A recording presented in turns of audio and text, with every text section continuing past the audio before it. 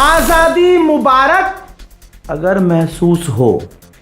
मोहतरम हजरात, सीधी बड़ी खबर आपके सामने। सऊदी अरब के अंदर हूथीज ने तबाही मचाई है। जी हां, सऊदी अरब के जज़दान में सऊदी अरब का जो ऑयल रिफाइनरी था, हूथीज ने उस पर हमला किया और उसके बाद जो तबाही मचाई है वो देखने लायक नहीं है, लेकिन मैं दिखाऊंगा, देखो।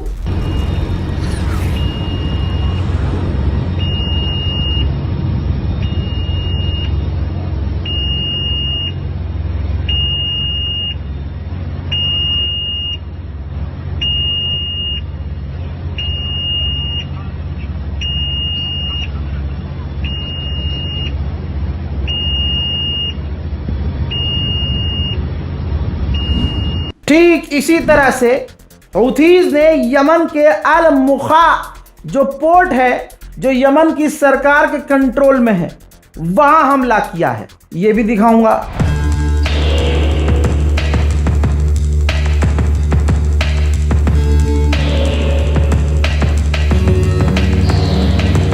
वहीं यमन की सरकार ने बताया है कि हमने हूथीज के 15 ड्रोन मार गिराए हैं। अमेरिका बार बार ईरान पर इल्जाम लगा रहा था कि ईरान ने हूथीज को हथियार दिए हैं।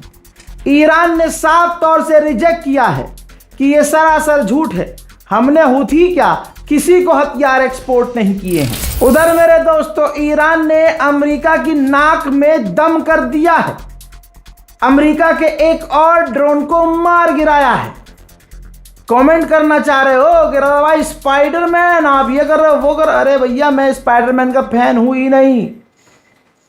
मैंने ये पहना इसलिए है कि भाई स्पाइडरमैन नई वाली जो आई है मत देखना, बहुत बेकार है, समझे। ये तो बस शौक में पहन लिया। मैं वो सुपर हीरोज का शौकीन हूं कि जो बचपन में अपने अम्मा अब्बा से जिद करके शक्तिमान के कपड़े लेके आ गया था। मैं शक्तिमान के, वो तो अम्मी ने लठ तब बजाया जब शक्तिमान के कपड़े पहन के मैं छत पे खड़ा हो गया। शक्तिमान, मैं कूदने वाला था, अम्मी ने लठ फेर दिया, भाई बच गया, वरना आज तो मैं खबर देने वाला कोई ना होता, कम से कम मैं तो ना होता। तो आज भी मुझे ऐसी गलत फहमी होती है कि कुछ सुपर हीरो के कपड़े पहन के क्या फीलिंग आती है, तो भाई बिल्कुल फीलिंग नहीं आती है। ऊपर से नई वाली स्पाइडरमैन मूवी जो आई है, बेकार। भाई ये शौक है भाई, और मैं आपके सामने कोई बन ठन के नहीं आता हूँ कि यार मैंने ये पहन रखा है तो मैं वीडियो नहीं बना पाऊँगा। आपको पता है नीचे जो है, हाँ, शॉर्ट्स पहन रखे हैं। तो मैं रैंडम जैसा होता हूँ आपके सामने आता हूँ, अपना काम करता हूँ। मेरा काम है खबर देना। खबर सुनिए, मजा करिए। उधर मेरे दोस्तों, यूएई ने कहा है कि हमारे 2 टैंकरों पर ईरान ने हमले किए हैं। अब मैं ये सोच रहा हूँ कि यूएई ने अंधा पैसा परसों ईरान भिजवाया, 2 टन सोना भिजवाया, इसके बाद भी ईरान बजा रहा है। अल्लाह सऊदी के बिन सलमान को हिदायत दे। हमें फालतू में नफरत थोड़ी है, आदमी काम ही ऐसे कर रहा है। हज़रात, सऊदी अरब शुरू से ही अमेरिका और इसराइल से मिला हुआ है, उसका सबूत ये देख लो। अमेरिकी फौज का सेंटकॉम का कमांडर, मिडिल ईस्ट का फौज का जो कमांडर है, उसने बिन सलमान से मुलाकात की है और इनके बीच खिचड़ी क्या पक रही है। ईरान के फायदे के लिए तो खिचड़ी नहीं पक रही होगी। तो आप समझ सकते हैं कि बिन सलमान कभी भी किसी दूसरे मुस्लिम देश को मजबूत होता हुआ नहीं देख सकता, और खुद की औकात नहीं है कि अमेरिका इसराइल से आंखें मिलाकर उनका विरोध कर सके। धीरे धीरे ये खुद अपने नैरेटिव बदलेंगे। जैसे डोनाल्ड ट्रंप कई चीज़ों पर अब चुप हो गया है, ऐसे ही ये देखिए, अमेरिका का एक ऑफिशियल टीवी चैनल पर बैठा हुआ डिबेट कर रहा था। पत्रकार ने सीधा सीधा पूछा कि क्या स्ट्रेट हॉर्मुज़ में आपका कंट्रोल है, आप सीधा जवाब दीजिएगा। इस पर थोड़ा सा घबराया ये बंदा अमेरिका का, और फिर इसने कहा कि हाँ बिल्कुल हमारा ही कब्ज़ा है, लेकिन ईरान कुछ problem create straight of Hormuz में कर रहा है। अमेरिका की औकात और हिम्मत तो है नहीं कि ईरान से लड़ सके। लड़ के देख लिया उसने, औकात उसको अपनी पता चल गई। तो भाई अब ये अमेरिका के वित्त मंत्री हैं, ध्यान से देखिए, ये अमेरिका के वित्त मंत्री अब ऑनलाइन खेल रहे हैं भाई। अब ये कह रहे हैं कि आने वाले टाइम में हम ईरान को और प्रेशराइज करने वाले हैं, ईरान पर और प्रेशर डालने वाले हैं। आने वाले समय में ईरान पूरी तरह से आइसोलेट हो जाएगा और दुनिया देखेगी कि इतिहास में सबसे ज़्यादा इकोनॉमी प्रेशर ईरान पर हमने बनाया है। डोनाल्ड ट्रंप का अमेरिका में ही विरोध क्यों हो रहा है? उसके घटियापन की वजह से। जैसे ये देखिए, डोनाल्ड ट्रंप ने इंटरव्यू के दौरान कहा, महिला पत्रकार ने पूछा कि जो अब्राहम लिंकन पर फौजी तैनात हैं, लंबे समय से तैनात हैं, उनके परिवारजनक काफ़ी परेशान हैं। तो इसने तुरंत जवाब दिया कि वो बिल्कुल परेशान नहीं है। और फिर ट्रंप ने और किलसाने की बात कहते हुए कह दिया कि अभी उनको ज़्यादा समय नहीं हुआ है। भाई, लगभग 9-10 महीने से एक जहाज़ समुद्र में अपने फौजियों को लेकर तैनात है। 9 महीना एक जगह अमेरिका के फौजी समुद्र के ऊपर बंद हैं, एक जहाज़ के अंदर, और गुलाबी सुअर कह रहा है कि नहीं मेरे बस में होता, यहीं से जाल मार के तेरा मुंह को नोच लेता। उधर ईरान के पार्लियामेंट के अंदर फैसला हो गया है।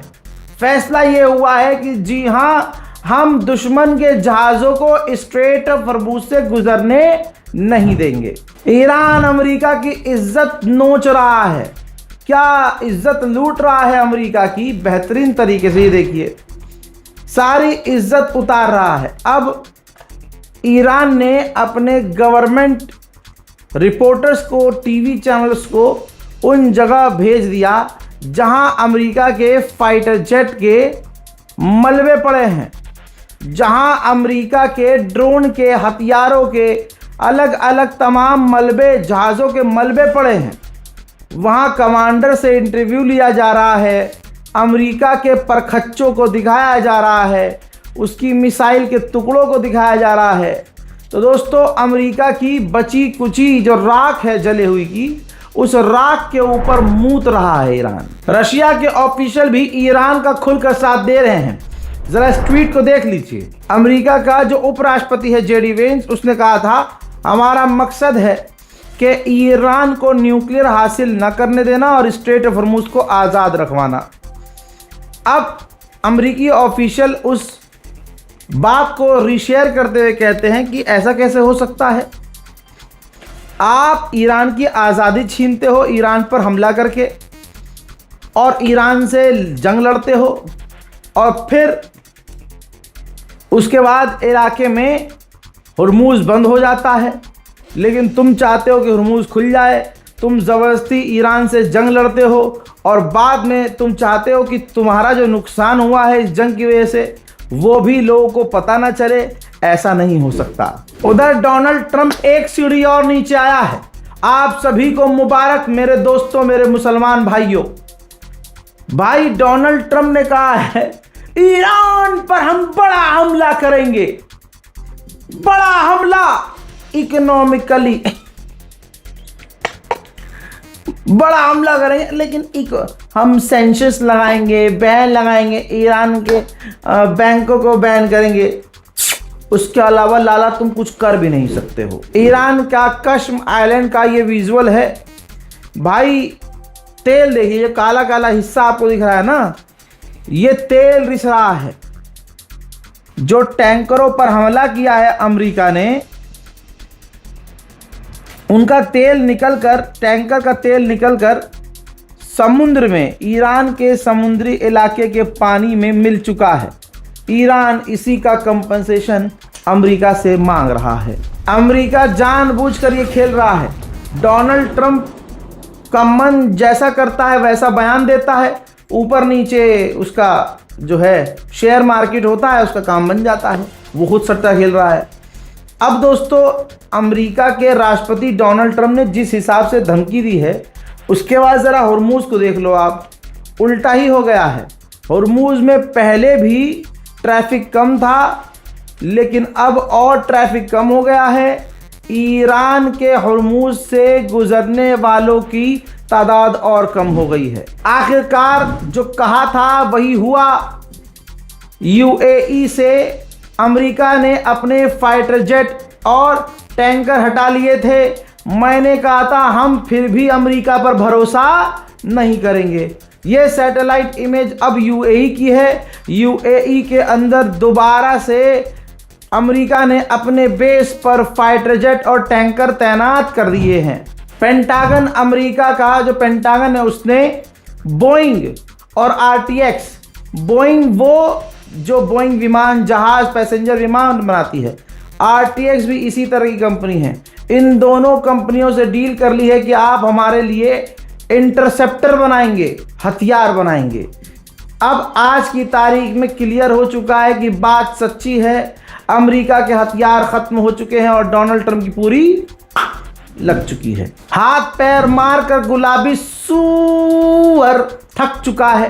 रिपोर्ट यह है कि अब गुलाबी सूअर सिर्फ इंतजार कर रहा है कि ईरान की इकोनॉमी अपने आप कोलैप्स हो जाए। इसराइल के बेन गुरियन इंटरनेशनल एयरपोर्ट पर पहले 60 अमेरिका के टैंकर और जहाज खड़े थे। आज के दिन अब वो सब खत्म हो चुके हैं। लगभग अब सिर्फ 15 से 20 अमेरिका के टैंकर वहां तैनात हैं। बाकी सारे टैंकर अमेरिका ने निकलवा लिए हैं। वहीं ईरान ने कंफर्म किया है कि हमने अपने मुल्क के अंदर ही कई गद्दारों और कई आतंकवादियों को जो खतरनाक गतिविधि करने की परिस्थितियां बना रहे थे, उनको गिरफ्तार किया है। ईरान ने पूरी तरह से अमेरिका और उनके साथियों को चड्डी उतार कर नंगा कर दिया है। कुछ निकला नहीं है, खाली है सब। उनका ज़मीर भी नहीं है और लुलू भी नहीं है। ये देखिए, औकात है ये। एलन मस्क के बारे में मैं शुरू से बोल रहा हूं कि ये हराम का जनाब बहुत हरामी है। उसने दिखाया कि इजराइल के ड्रोन के अंदर स्टार लिंक का डिवाइस लगा हुआ है और ईरानियन पत्रकार और कमांडर ने वो तमाम फुटेज, वो तमाम चीज़ें दिखाई हैं। तो आप समझ सकते हैं एलन मस्क कोई अच्छा और ईमानदार आदमी नहीं है। सुअरों के झुंड का सरदार है वो कमांडर। आगे की सुनिए। ईरान के सुप्रीम लीडर के एडवाइजर ने कहा कि अगर हमारी शर्तें मानी नहीं गईं तो हम दुश्मन के इलाकों पर बड़ा हमला करेंगे। यह मुश्तबा खामनाई के नए वाले एडवाइजर ने धमकी दी है। वहीं अमेरिका ने दावा किया है कि अब तक हम 62 जहाज़ों को ईरान के मोड़ चुके हैं। आज़ाद भारतीयों के लिए एक बड़ी खबर, हिंदुस्तानियों के लिए। ब्रिक्स का सम्मेलन नई दिल्ली में होने वाला है, जिसमें शामिल ईरान भी होगा।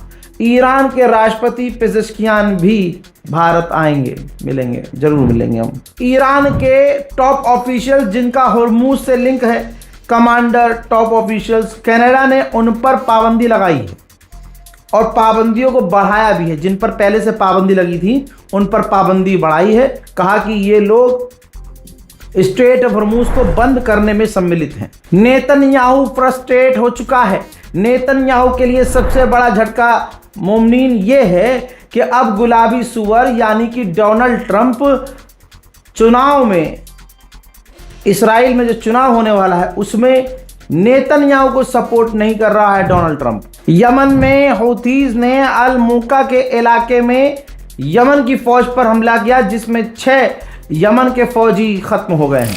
खबर यह भी निकल कर आ गई है कि ये सुअर का बीज इसराइल सीरिया पर भी हमला करने वाला था और बड़ा हमला। गुलाबी सुअर को जब यह पता चला तो बेचारे ने फ़ोन किया, धमकाया, डराया, रिक्वेस्ट की इसराइल के आगे, तब जाकर सीरिया पर इसराइल ने हमले को रोक दिया। उधर इसराइल तो इसराइल है, यहाँ नहीं तो कहीं और। लेबनान पर आज फिर से इसराइल ने हमला किया है, देख लो।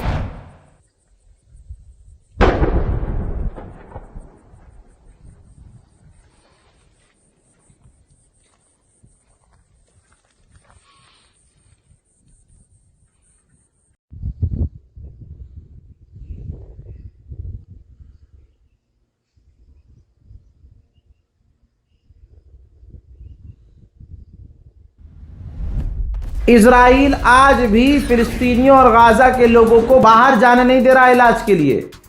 ऐसे 1700 घायल फिलिस्तीनी जो बिना इलाज के तड़प तड़प कर, घुट घुट कर शहीद हो गए। इजराइल के फाइनेंस मिनिस्टर ने डोनाल्ड ट्रंप के मुंह में मूतते हुए कहा कि चाहे कुछ भी हो जाए हम गाज़ा, सीरिया, लेबनान से बाहर नहीं निकलेंगे, वहीं रहेंगे चाहे जो मर्जी हो जाए। अब सुनते चलिए कि अमेरिका और इस्राइल के बीच तनाव एक बात का और हो चुका है।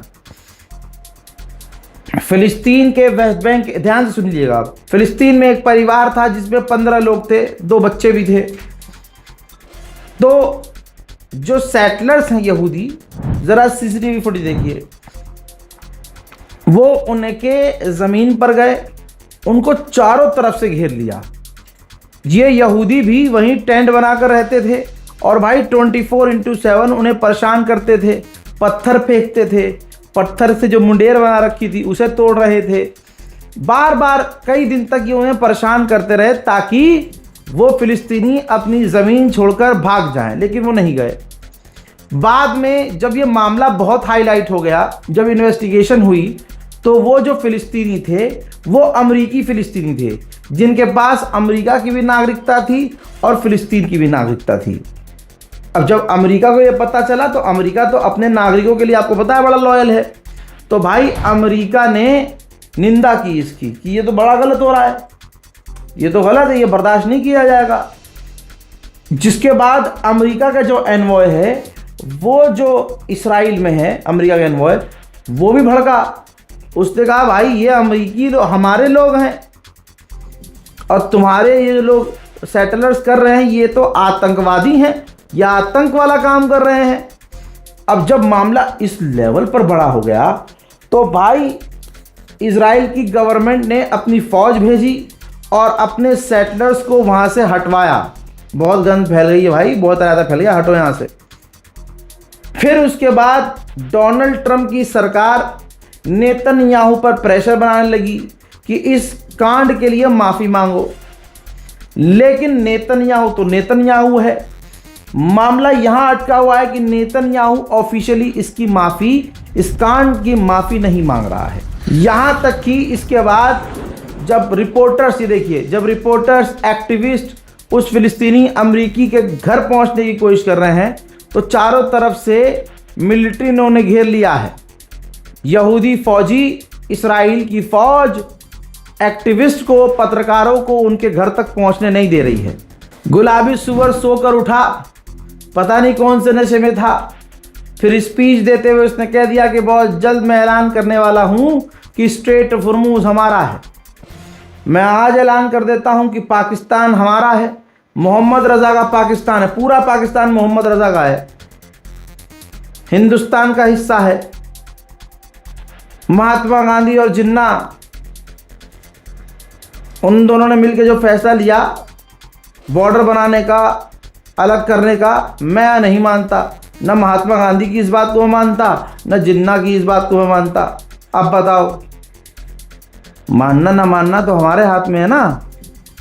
तो मतलब नींद से उठ के कोई भी ऐलान कर दोगे तो वो मान लिया जाएगा। गुलाबी सुअर की यही ज़िंदगी है। इतना भाई ये घमंडी आदमी हैं डोनाल्ड ट्रंप की, उसी स्पीच में कह रहा है कि अगर गैस तेल थोड़ा महंगा मिल रहा है तो क्या ही प्रॉब्लम है, मैं ईरान के साथ जो कर रहा हूँ सही है। बिल्कुल मोदी वाला स्टाइल है कि कल को मोदी भी खड़ा होकर कह सकता है भाई बहनों और महंगाई है तो क्या हुआ, मुल्लों की चूड़ी टाइट तो हो रही है ना। और हिंदू कहेंगे हाँ। अब आजकल यही हो गया है, मॉल के अंदर जाओ, आप ट्रेन के अंदर जाओ, 5 स्टार होटल में जाओ, गरीब की टपरी पे जाओ, आपको हर हिंदू मुसलमान से नफरत करने वाला मिलेगा। वो हिंदू जिसका कनेक्शन मोदी से होगा, योगी से होगा, बीजेपी से। वो भाई हिंदू तो वो भी था जिसने मेरी जान बचाई।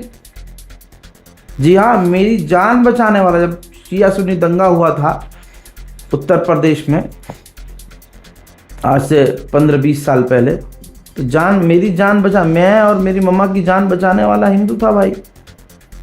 वहाँ उनमें कास्ट होती है एक धोबी, और कहा जाता, मतलब उनको जो नाम नहीं बताऊंगा, अब तो वो स्वर्गवासी हो गए हैं भाई। वो अंकल ने हमें बचाया, उस पूरे गांव से गोली और बमबारी के बीच हमें निकाला। फिर हम दूसरी जगह, उन्होंने हमें बस पे चढ़ाया। तो भाई अच्छा, मेरा दोस्त वरुण, वो इस बार भी कावड़ लेके गया, आया, गले मिला, साथ में हम बैठे। तो भाई ये जो बीजेपी वाले हिंदू है ना, ये खतरनाक है। बिल्कुल मोदी जी जैसा अंदाज इस गुलाबी सुअर का है। तभी तो अंजना ओम मोदी जी ने कहा था कि जब दोनों स्टेज पे आते हैं तब बिजली कड़कती है, बिजली। लेकिन ये बताना भूल गई बाजी कि बिजली इसके सीने में कड़कती है। और ऐसी और भी जो बीजेपी की महिलाएं हैं, बीजेपी के जो समर्थक हैं, उनके दिल में ही बिजली कड़कती है। बाकी सब तो पूरे बेड़ा गर्क हो रहा भाई। बहरहाल ईरान स्पेशल रिपोर्ट में फिलहाल के लिए इतना ही। इस रिपोर्ट को शेयर कीजिए, अपनी राय कमेंट में लिखिए। जय हिंद।